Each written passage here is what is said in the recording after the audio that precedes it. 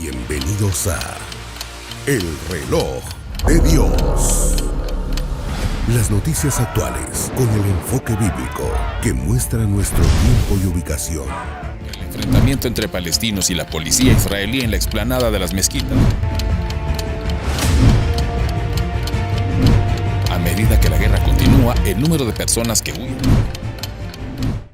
Hola, bienvenidos al Reloj de Dios. Tenemos una nueva oportunidad de acercarnos a ustedes y hablar de temas escatológicos, los 7 escenarios que la Biblia nos presenta, y los hacemos con la presencia del apóstol Sergio Enríquez, a quien le damos la bienvenida y el saludo cordial. Apóstol, una muy bonita recepción de parte de todo el público de poder acercarse a usted y preguntar. Sí, muchas gracias. Gracias, Celcita, y también gracias a todos ustedes que nos han escrito.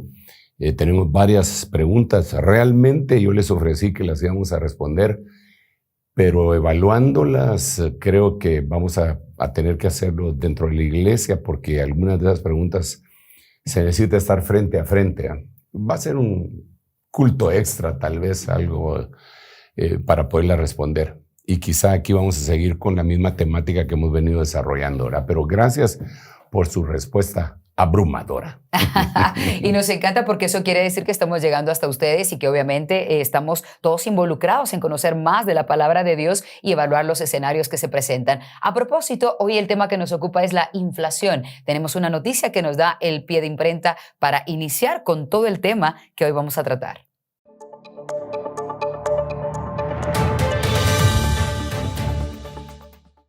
Inflación.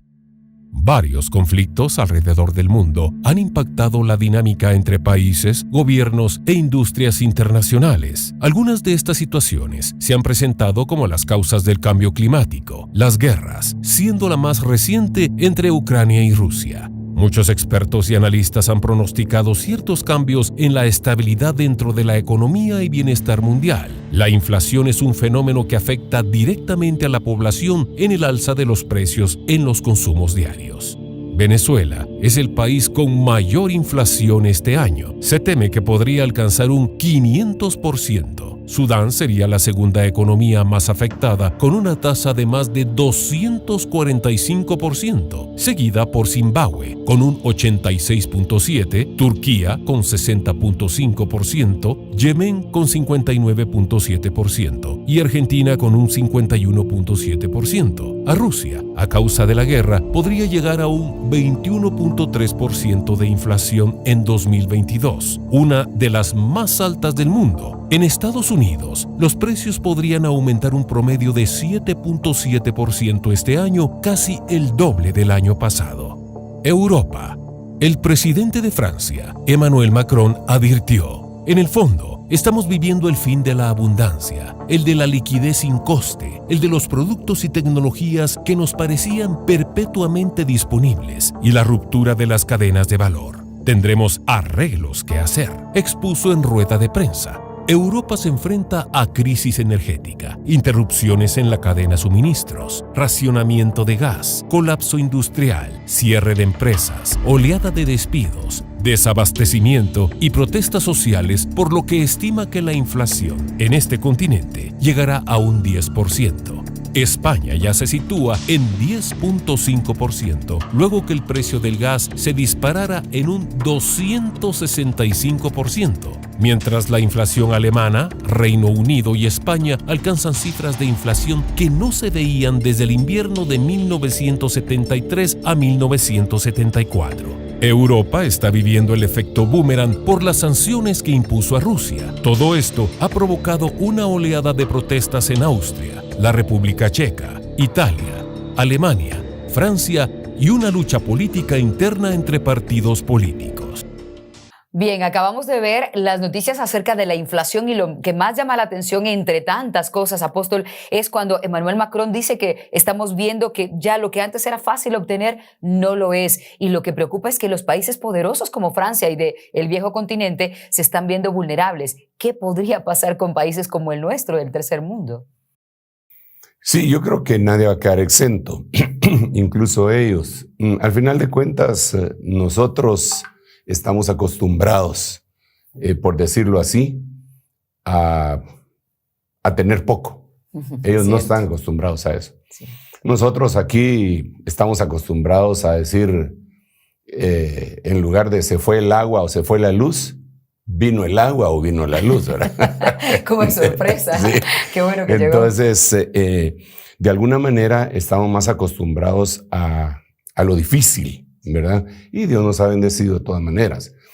El problema es que ellos no, y sus climas no se los permiten tampoco, ¿verdad?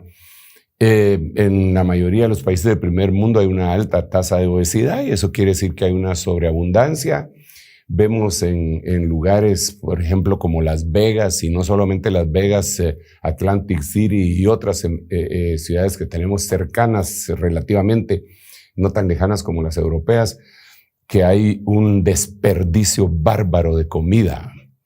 La inflación está descrita como uno de los jinetes que va cabalgando en los famosos 4 jinetes del Apocalipsis descritos en Apocalipsis 6. El primer jinete es un blanco, que es de una falsa paz, una paz obligatoria que han venido poniendo las grandes potencias, pero que no hay paz, ¿verdad? Porque no hay paz para el impío. Nosotros mismos aquí en Guatemala firmamos la paz, pero no hay paz. En El Salvador firmaron la paz y después de la paz tuvieron muchos más muertos por la conducta social de dicho país y el surgimiento de maras y toda esa cuestión. Más muertos que en la guerra en El Salvador. O sea, pero se firmó la paz. Esa paz aparece en Apocalipsis capítulo 6, versículo 1. Luego viene el caballo rojo. Ese trae guerras y todo lo demás. Pero el negro, que es el número 3, lleva una balanza como arma. Esa balanza en la Biblia, en el griego, es un zugos. Ese zugos se puede traducir como balanza, pero también se puede traducir como yugo. Y lo que dice que hace ese jinete es que encarece todo. Y solo le dan una orden que no toque ni el aceite ni el vino. Pero todo lo demás lo destruye. Habla del trigo, habla de la cebada, que por cierto se fueron los precios hasta arriba con esta guerra de Ucrania. Entonces la inflación es una sombra dantesca sobre la humanidad indiscriminadamente. Nosotros lo vemos cercano en Estados Unidos. Los mismos hermanos nuestros inmigrantes que han ido y vivieron allá por mucho tiempo y algunos han vivido tiempos de alguna prosperidad, ellos mismos lo reportan. Jamás habían pagado $5.50, $6 por litro de gasolina en California. Se dice que de California han escapado 1,5 millones de californianos, algunos para Texas y algunos se fueron a vivir a México, incluso después de la pandemia. O sea, están huyendo por la inflación. Esa inflación ha traído como consecuencia, pues real, que está cercana, incluso el hecho de que aquella sociedad que se distinguía por tener un carro nuevo cada determinado número de años, ahora ya no lo pueden tener, y los que logran tener un carro nuevo se tienen que esperar a veces hasta 6 meses para que se los entreguen. Los dealers no tienen la facilidad que antes tenían. Bueno, eso nosotros lo hemos visto, no es que las noticias lo digan, lo hemos visto en los viajes apostólicos que hacemos, porque tenemos un poco más de 100 iglesias en la Unión Americana, y nos damos cuenta y palpamos eso. La inflación es galopante, y yo temo que pueda llegar otra vez a lo que sucedió en el siglo pasado, en 1920, en lo que conocimos como el Octubre Negro, aquel día en donde colapsaron todos los bancos del sistema norteamericano y se vieron lo que nunca se había visto ni se ha vuelto a ver, grandes filas en el invierno de norteamericanos para esperar que les dieran en algunos lugares de albergues una taza de sopa caliente. Entonces, eso se ha dado. Y lo tremendo es que posterior a la inflación siempre se han dado guerras de las más espantosas. Todas las guerras son feas, desde luego. Pero una guerra como la Segunda Guerra Mundial vino después de la recesión económica de Estados Unidos y de Alemania. En Alemania se dice que algunas personas, para poder llevar a comprar algunas cosas, llevaban la cantidad de dinero, que ya no valía nada, hasta en carretillas. Alguien cuenta, yo no sé si, pero yo vi una foto en unas noticias, en una compilación de noticias que dice Noticias del siglo XX. Yo vi la fotografía en Alemania, una persona con esas carretillas de construcción y aquí llevando todo su dinero para ir a hacer compras. Wow. Y de ahí salen anécdotas que yo no sé si son verdaderas, ¿verdad? Pero dicen que uno de ellos que llevaba todo eso, cuando regresó, encontró todo el dinero que llevaba tirado y se habían robado la carretilla. Porque valía más la carretilla. Valía la carretilla. Entonces, en eso es en lo que estamos nosotros ahora. Y yo sí creo que hay una inflación producto de una maldición que viene y que Dios permite para que la gente abra sus ojos. Desafortunadamente también la Biblia nos relata a nosotros que las personas la prueba no las cambia. Justo eso le quería preguntar, apóstol, porque en la Gran Depresión hay registros de gente que se suicidó cuando perdió todo. ¿Será que en este momento, si estamos pasando toda esta situación, nos vamos a acercar a Dios o nos alejamos de Él y lo culpamos de lo que nos está ocurriendo? Bueno, la Biblia lo que dice es en Apocalipsis 16 que los hombres no se arrepintieron cuando tuvieron todas las plagas que les cayeron encima. No se arrepintieron de sus hechicerías, de sus fornicaciones, de sus idolatrías, de todas sus iniquidades. No se arrepintieron, sino que blasfemaron contra Dios. O sea, yo por eso digo que la prueba por sí misma no cambia a nadie. El hombre o la mujer que cambia y que se arrepiente debe estar súper agradecido con Dios, porque quiere decir que la bondad de Dios hizo que ellos se arrepintieran. Nosotros no nos arrepentimos por nosotros mismos, porque la Biblia lo que dice es que la bondad de Dios nos guía hacia el arrepentimiento. Entonces, dice, o ignoras que de la riqueza de la bondad de Dios te guía al arrepentimiento. Entonces, hay una riqueza en aquellos que se pueden arrepentir. Es el llamado cuando se presentó el Señor Jesucristo: arrepentidos y convertidos, porque el reino de los cielos se ha acercado. Arrepentidos y bautizados. Siempre el mensaje fue arrepentimiento. Pero eso solo lo puede hacer el Espíritu Santo. Si nosotros hemos logrado arrepentirnos y acercarnos a Dios, debemos de darle gracias a Dios que lo pudimos hacer. Hay muchísima gente descrita en la Biblia que no se arrepintieron. Uno de ellos está descrito en Hebreos, que se llamaba Esaú, que dice que buscó el arrepentimiento, aún con lágrimas, y no lo encontró. Arrepentimiento es cambiar de manera de pensar, no es necesariamente llorar. Por eso él lloró, pero no cambió su manera de pensar.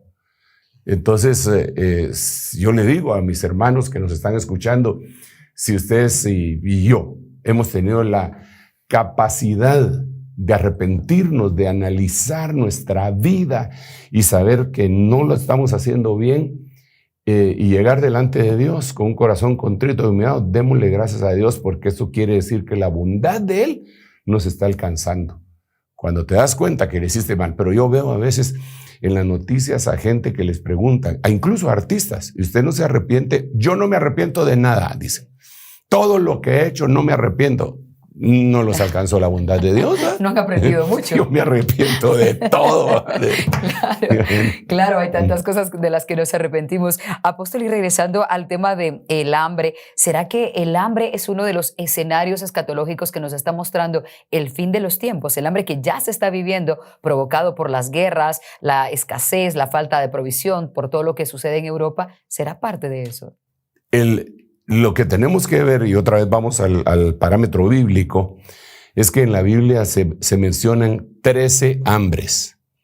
No quiere decir que solamente en la línea de tiempo que empezó desde Adán hasta nuestros días solo ha habido 13 hambrunas. No, pero 13 hambres están reportadas en la Biblia.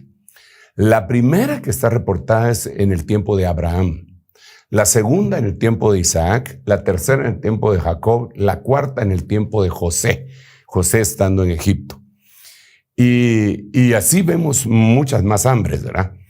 Que vinieron sobre la tierra generalmente como juicios, pero que Dios siempre, siempre, siempre le dio de comer a los suyos.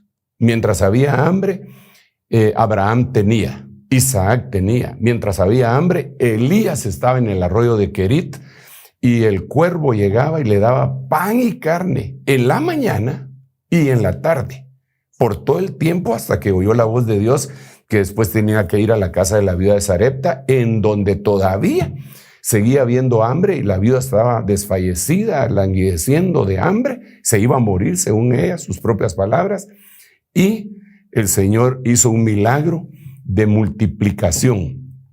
Eso fue extraordinario. Entonces, en todas las hambres que están reportadas en la Biblia, siempre Dios ha ayudado a alguien, pero todas esas hambres señalan al tiempo final. ¿Por qué razón? Porque el Señor dijo que en el último tiempo iban a haber terremotos, que iba a haber tal cosa, que iba a haber de todo lo que ya sabemos, las señales de los 7 escenarios, y dentro de ellas dijo hambres en diferentes lugares de la tierra. Entonces, eso es indiscutible. La hambruna que hay, porque hay hambruna, el hecho que nosotros estemos bien maiceados no quiere decir que otros no estén pasando momentos bien delicados, ¿verdad? En hambre.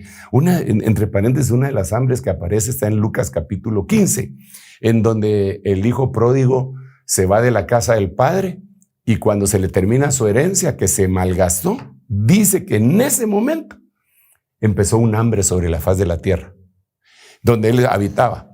Y entonces las cosas se pusieron delicadas. Yo creo que el hijo pródigo está representando, en ese caso, pues, bajo la perspectiva escatológica, a hermanos que se han ido al mundo y que el hambre que habrá de venir los va a hacer reflexionar, porque esos no van a blasfemar contra Dios, sino que ellos van a volver en sí, van a decir, he pecado contra mi padre y contra Dios, ya no soy digno de ser llamado su hijo, voy a regresar a la casa.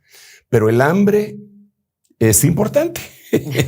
Por supuesto, y lo estamos viendo. Apóstol, y ahora usted mencionó que habrá también terremotos, y podemos mencionar lo que acaba de pasar aquí a la vecindad nuestra. En México, terremotos, se reporta otro terremoto también en una de las islas. En China se reportan terremotos. Todo esto podría ser algo que simplemente está ocurriendo por cambio climático, por placas tectónicas, o realmente podemos concatenar los hechos y encontrarlo como un escenario escatológico.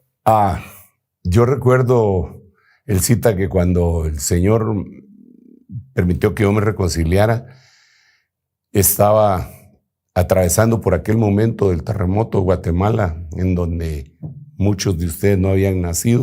En el 76. De nuevo, en el 76.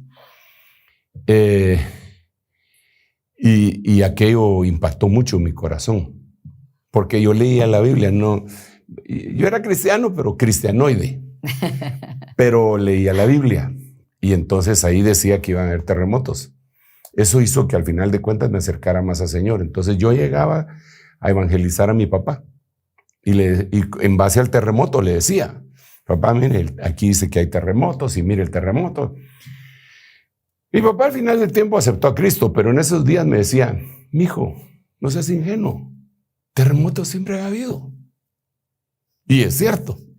Y me dejaba sin argumentos porque yo no había investigado. Conforme ha pasado el tiempo, he investigado.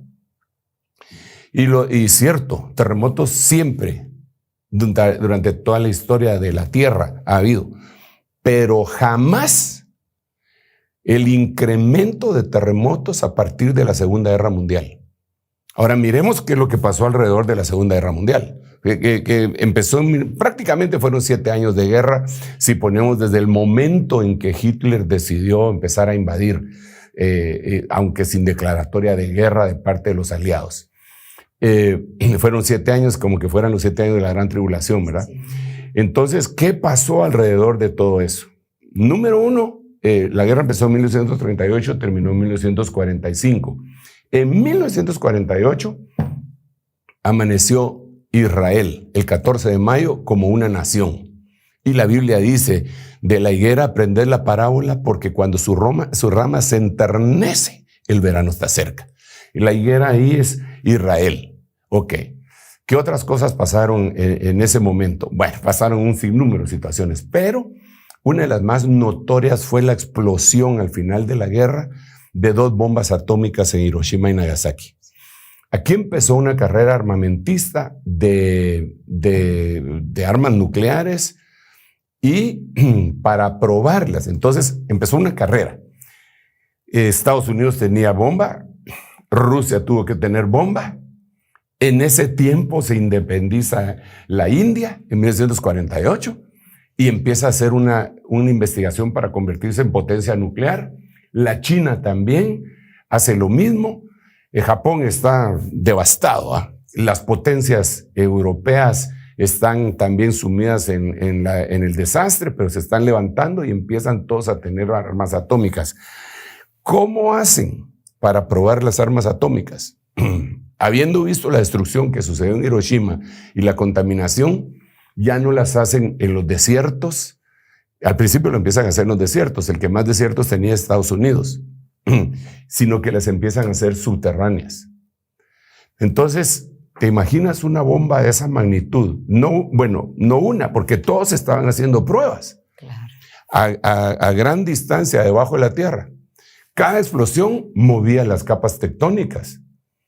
Entonces, a partir de la Segunda Guerra Mundial, empezó a haber un incremento de los terremotos. Ya no es un terremoto allá cada cuánto. No, hoy tú te puedes meter en internet y buscar cuántos terremotos hay, cuántos temblores hay en el mundo y te dicen cuántos terremotos hay a diario. No es solamente es el terremoto que acaba de pasar de 7.7 en México y también de 7.2 y otro de 6.9 en Taiwán. Ya no solo es eso. Y ahora son todos los días réplicas, terremotos. Bueno, como terremoto es el movimiento de la tierra. Digamos, en inglés es earthquake. Y quake quiere decir temblor y tierra. Temblar tierra. Earthquake es terremoto. Así que aunque sea de 2 grados, hubo un terremoto. Claro.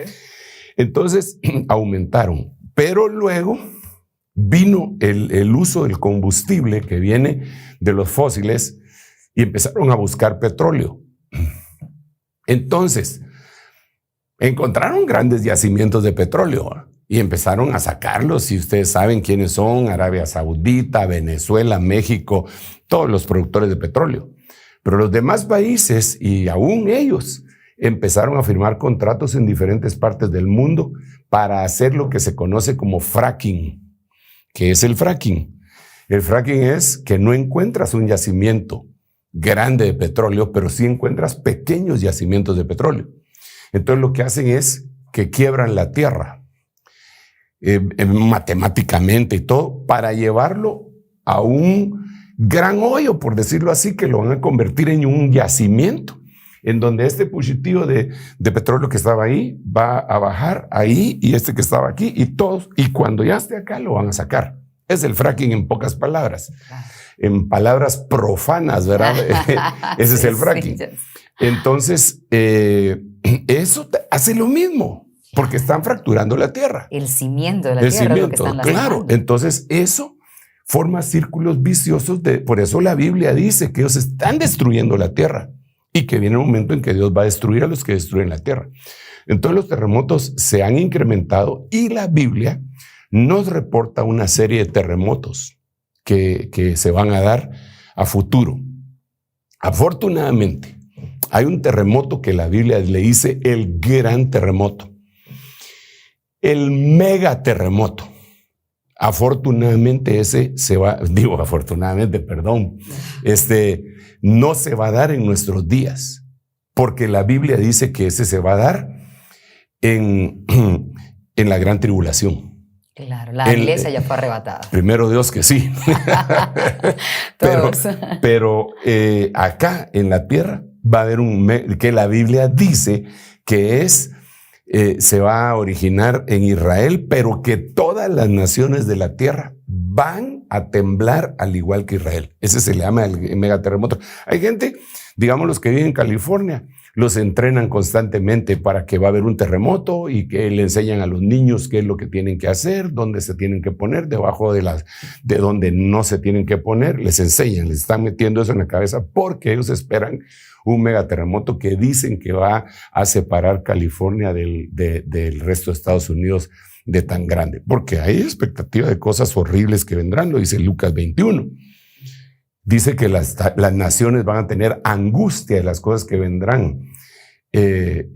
Y todo esto se sabe, digamos, en Colorado y en todo eso de allá está el famoso lugar de Yellowstone, que es un parque nacional y que se dice que tiene uno de los volcanes que está activo, más grandes del mundo, y que el día que ese haga erupción se va a llevar la mitad de Estados Unidos.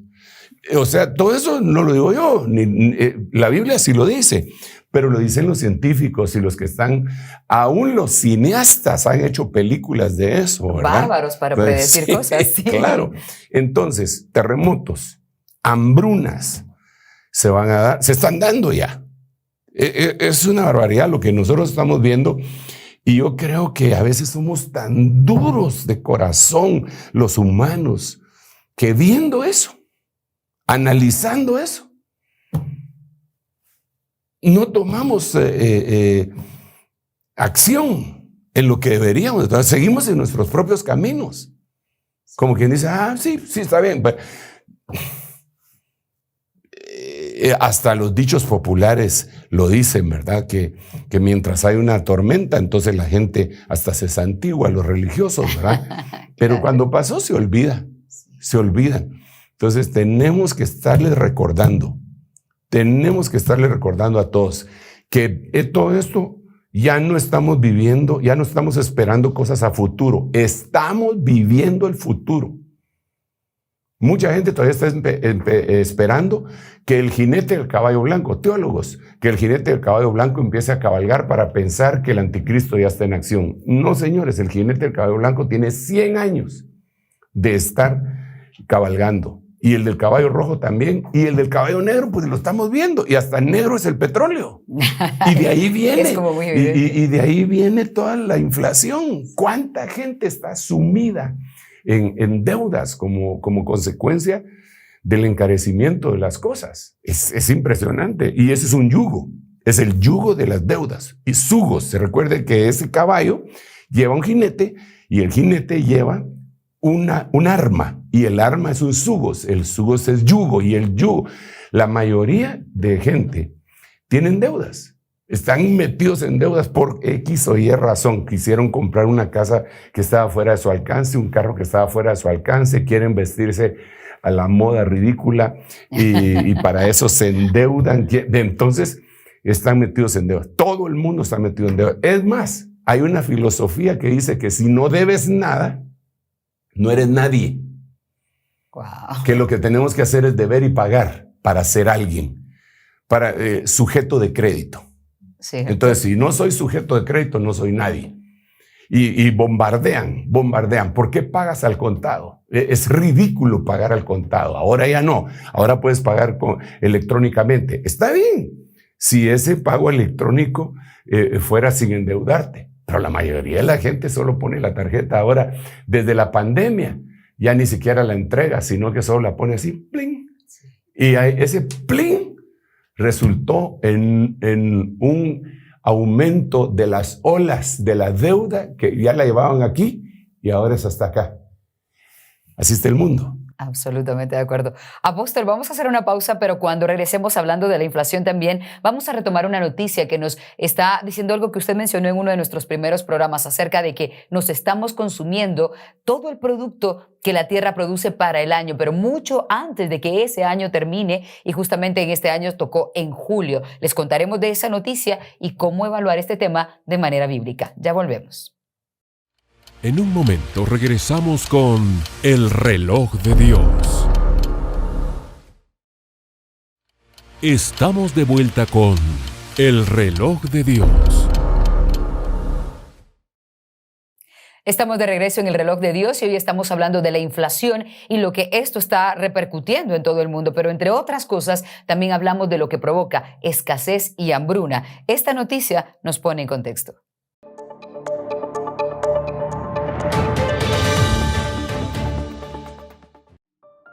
Desde el 28 de julio, la Tierra está en números rojos. Esto quiere decir que en 209 días, la humanidad consumió todo lo que los ecosistemas del mundo pueden regenerar en un año. La huella ecológica mundial creció en un 1.2% y la biocapacidad solo creció en 0.4% en este periodo. La huella ecológica es una forma de medir el impacto que la humanidad ejerce sobre el planeta. Es la superficie ecológicamente productiva necesaria para producir los recursos consumidos por un individuo, así como la necesaria para absorber los residuos que genera. Mientras que la biocapacidad es la disponibilidad de superficie biológicamente productiva dentro de un determinado territorio. Para su cálculo, se valoran diferentes categorías de superficies productivas, tales como aquellas dedicadas a cultivos, pastos y bosques, así como aquellas superficies de ecosistemas marinos productivos y las superficies que han sido degradadas por actividades antrópicas. La comparación entre ambos indicadores y el resultante balance ecológico permite comprender si un país o región consume en mayor o menor medida su crédito ecológico, es decir, los recursos renovables de los que dispone. En conclusión, podemos decir que, para cubrir la demanda de la población mundial de una forma sostenible, deberíamos contar con 1.75 planetas Tierra. Apóstol, y prácticamente allí podría aparecer Guatemala, que ya ve que con Haití tenemos tanto parecido, nosotros no consumiríamos mucho, pero otros sí están consumiendo. Es decir, lo que tendríamos para 12 meses, lo estamos llegando a consumir en 7 meses, de acuerdo a este reporte. Es increíble. Realmente, cuando yo leí esta noticia al principio, me quedé impresionado y no la lograba asimilar, porque era un jueves de junio, el sexto mes del año, y ya se habían consumido todos los recursos. Y yo decía, pero si ya se consumieron todos los recursos, ¿por qué seguimos comiendo? Pero luego entendí, para hacer una homologación, es más o menos como que si yo tuviera efectivo y me lo acabo. Y entonces ahora, para poder seguir consumiendo, saco mi tarjeta de crédito y voy a vivir de tarjetazos. Eso es lo que le está pasando, en otras palabras, al planeta. Se acabó todo el recurso que la Tierra puede hacer en un año para sostener al mundo, y ahora nos estamos gastando ya lo del año 2023. Este déficit, creo que tenemos una imagen. También este déficit empezó me parece que en 1973, no sé si podemos poner la imagen en pantalla, pero ahí dice, bueno, cada año el día de la sobrecapacidad se adelanta en el calendario. Ustedes, si lo logran ver, ahí está en rojo, precisamente el momento ese de la sobrecapacidad. Verde es la capacidad, ¿verdad? Empezó desde 1973 y ha ido agrandándose hasta llegar a este año, en donde llegamos a la mitad del año, aunque eso no está tan descrito ahí, y dice, y por eso miran ustedes 2 planetas, porque eso es lo que necesitamos para alimentar a la Tierra. Necesitaríamos 2 planetas tierras para alimentar a toda la gente, pero esos de Qatar necesitan 9, decía, ¿verdad? Sí, 9. Ellos son los que más necesitarían. Los gringos necesitan 5. Nosotros no necesitamos mucho. Con chicharrones estamos contentos, ¿verdad? Pero una cosa que no se nos debe de olvidar es que el Señor está con nosotros. Amén. Y que Él alimenta, dice la Biblia, que Él le da de comer a las aves de los cielos y a las bestias del campo. ¿Cuánto más a vosotros, hombres de poca fe?, dijo el Señor. Así que En Dios estamos confiando, pero esta es una señal, Elcita. Hablando de eso, el Banco Mundial acaba de lanzar un anuncio en el que dice que estamos muy cerca de una recesión global. Imagino que algo parecido a lo que ocurrió en 2008, Dios no quiera, sea como lo que usted decía en 1919, 1920 con la Gran Depresión. Pero esto también está haciendo que muchos se sientan más vulnerables. Países como Estados Unidos, China y la eurozona parecen en este momento también estar diciendo que se sienten sumamente preocupados por lo que está por venir. ¿Qué lectura le podemos dar a ese temor que las potencias mundiales están empezando a expresar? El versículo que mencionábamos con anterioridad, antes de la pausa, de Lucas 21, que dice angustia entre las naciones por las cosas que vendrán. Entonces las naciones empiezan a evaluar y tener angustia. Digamos, nosotros vemos que en este momento Europa está ya apagando sus ciudades. Hay ciudades de aquí, imaginémonos, ¿verdad?, que a París le dicen la ciudad luz y que ahora llegan y no hay luz. Con apagones. Con apagones peores, porque claro, nosotros, gracias a Dios, no tenemos ese tipo de apagones ya desde hace mucho tiempo. Sí, no digo que estamos perfectos, ellos tenían energía nuclear y la dejaron de utilizar y empezaron a utilizar y a depender de Rusia. Luego se ponen a pelear con la cocinera, en otras palabras, ¿verdad? Nunca hay que pelear con la cocinera, le puede escupir la comida a un hombre. No de Entonces, ideas. Eso no de ideas, ¿verdad? No sé, que hay una esposa enojada viendo y bueno. No, ellos se pusieron a pelear con Rusia y a quererles fastidiar, les cortó el gas.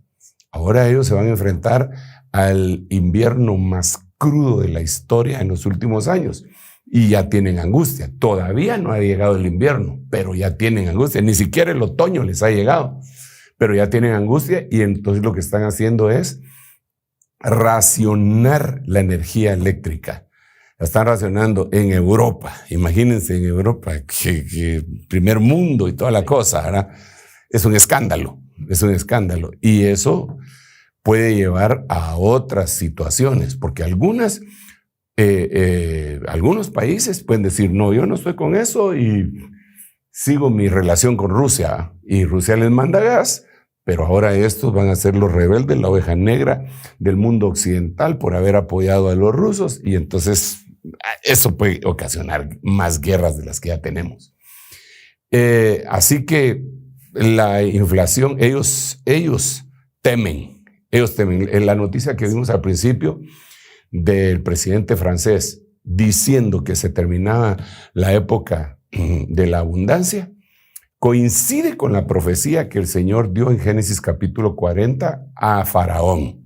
Aquel sueño en donde habían 7 vacas gordas, que eran 7 años de gran abundancia. Y luego venían 7 vacas flacas que consumían la abundancia de los 7 años primeros, que lo explicó luego Josué. Y vemos que eso es lo que se da aquí con nosotros. Es interesante, muy interesante el cita. Esto no lo podemos dejar de ver como cristianos, que en ese sueño profético afecta hasta nuestro tiempo. Y lo primero que fue afectado fue la comida de origen animal en el sueño, porque primero fueron las vacas. Lo segundo que fueron afectados fue la comida de origen vegetal, porque fueron las espigas de trigo. Entonces, cuando vemos hasta nuestros días, lo primero que ha sido afectado es el consumo de la comida animal. Es decir, ahora se está diciendo que ya hay carne sintética. Sí. Porque el mundo tiene que ver, ellos tienen que ver cómo alimentan a todos los esclavos, ¿verdad? Entonces están haciendo carne sintética. Es interesantísimo y eso ya no lo siguieron cubriendo los medios de información mundial. Pero vino hace años un mal que se llamaba el mal de las vacas locas. El mal de las vacas locas. Así se llamó. Y eso ya no lo volvimos a oír. Pero ¿de qué se trataba aquello? Se trataba de que para que las vacas fueran más productivas, el ganado vacuno fuera más productivo, ya no lo alimentaban como tradicionalmente se alimenta en nuestros países, sino que les empezaron a dar concentrado. Y aparte de ese concentrado, pues el de alimento tradicional. ¿De dónde venía el concentrado? Ok, el concentrado venía, sacrificaban una vaca, la piel de la vaca pues sirve para un montón de cosas, zapatos, chumpas de cuero, un montón de cosas. Se aprovechaba todo, la carne, todo. Ahora, lo que no se aprovechaba, lo molían y lo convertían en concentrado. Entonces, las vacas estaban comiendo vacas. El sueño de Faraón fue que las vacas se comían a las vacas. O sea, es tan simbólico, tan preciso, matemático y puntual, que uno se queda asombrado. Bueno, entonces eso lo pararon. La noticia la pararon. Pero nosotros seguimos comiendo. Y eso trae como consecuencia. ¿Por qué era el problema? Porque había una contienda dentro de los que saben, los científicos, si ese mal podía pasar a la humanidad. Esa enfermedad, porque era una enfermedad que les daba a las vacas y por eso se ponían como locas. Y por eso le decían el mal de las vacas locas, de comer. Era una especie de canibalismo, pues. Entonces, la pregunta era, si esa carne que nosotros estábamos consumiendo nos podía trasladar la enfermedad a nosotros los humanos. Y se apagó la noticia. ¿Por qué se apagó? ¿No se supo el resultado? No se supo. Decían que no, otros decían que sí. Pero ¿por qué tantas enfermedades emergentes? Porque ahora hay enfermedades que nunca se conocieron antes de las fechas que estamos diciendo y que empezaron a darse. ¿Por qué el aumento de enfermedades mentales que Señor, claro que lo había dicho en Deuteronomio 28, que como castigo podían venir sobre la humanidad? Pero esto se ha incrementado. Ok. Se paró eso. Pero vinieron la gripe aviar, la fiebre porcina y todo. No, pero me refiero a enfermedades de alimento de animales. De reses. Exacto. Pero ahora ya eran pollos, ahora ya no eran solamente las vacas, ahora ya eran los cochinitos. Ahora, entonces, eso ahí está. Eso está en pausa. Ahora viene, como en el sueño, primero estaban las vacas y después estaban los vegetales. Ahora vienen los vegetales. Y nosotros tenemos un serio problema con la comida vegetal. Parece que nadie se da cuenta, pero tenemos un serio problema porque la comida vegetal, por eso es que hay una lucha entre lo orgánico y lo que no lo es, ¿verdad? Y ponen ahí, esta comida es orgánica, fue cosechado en tal y tal forma. Pero ¿qué me da a mí la pauta para creer que de veras fue cosechado de esa manera? Entonces, ahí entra la industria alimenticia, en las dos cosas. Y la industria alimenticia empieza a hacer ingeniería genética del trigo y se empiezan a adueñar de las semillas, empiezan a hacer ingeniería genética de todos los vegetales y a guardar la semilla para poderlas vender como dueños que son ellos, ¿verdad? Y tener sus derechos esos de creación y todo. Entonces ahora tenemos el hambre que viene como consecuencia de las cosas vegetales. Una Rusia que no está trasladando su trigo, Ucrania tampoco. Es una locura. La India, que es un gran productor, dice, como hay escasez, me quedo con esto para mi pueblo. China también, no les voy a dar a nadie más. Hay una hambruna. De hecho, le quería preguntar, ¿no cree usted que esas potencias, vamos a Estados Unidos, sí están haciendo reservas de las que la mayoría desconocemos, los medios de comunicación no saben, para tratar de alimentar a su gente? En todo. Estados Unidos siempre hace reservas en todo. Digamos, Estados Unidos es uno de los mayores productores de petróleo, o mejor dicho, no productores, sino que tienen mayores reservas de petróleo, pero no se las gastan. Ellos se gastan el petróleo de otros. Y lo compran, ¿verdad? Porque ellos tenían petrodólares. Entonces se quedan en reserva. Digamos, este año, cuando el petróleo se volvió tan caro como consecuencia de la guerra en Rusia-Ucrania, hay una reserva que los presidentes de Estados Unidos la abren solamente en un caso de mucha emergencia. Si Estados Unidos entra en una guerra que le va a consumir muchos recursos, esa es una de las razones por las que pueden abrir esa reserva. Este año 2022 abrieron esa reserva para bajar los precios del petróleo, porque eso estaba trayendo más abajo la imagen del actual presidente de los Estados Unidos, porque iba muy alto. Entonces él dijo, abran eso para que medio baje, si no estos me van a bajar a sombrerazos de aquí, ¿va? Entonces, claro. Y ahora, apóstol, hablando de todo esto, por supuesto que como cristianos nos preguntamos, está bien, podemos ver que estas son las noticias. Ahora, ¿cómo nos preparamos o cómo escapamos a eso? Sí, ahí sería, hermano Sergio, fíjese que yo tengo mi terrenito. ¿Usted qué me recomienda que le siembre a ese terrenito? Algo así. Mire, yo no tengo ese conocimiento. Ahí le tendríamos que preguntar a un ingeniero agrónomo qué es lo que más puede rendir en su terreno. Pero sí soy cristiano y leo más, soy estudiante de la Biblia. Y le podría decir lo siguiente, nos podemos nosotros proteger.